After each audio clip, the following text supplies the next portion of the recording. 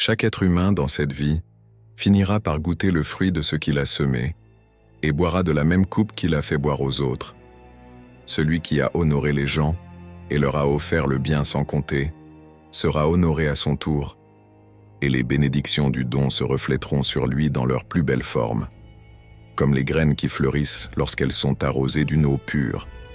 Et celui qui a fait du mal à autrui ou a humilié ceux qui l'entourent se retrouvera un jour face à l'écho de ses propres actes, comme les vagues qui reviennent toujours frapper le rivage après avoir parcouru les distances.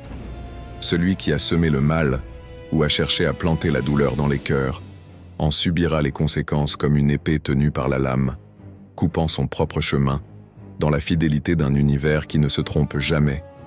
Et celui qui a opprimé un autre sera opprimé à son tour, peu importe ses tentatives de fuite ou de dissimulation de la vérité.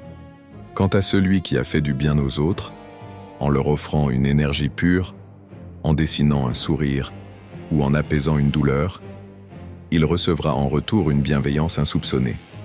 Car le bien engendre un cycle sans fin qui résonne dans l'âme avec des échos immortels.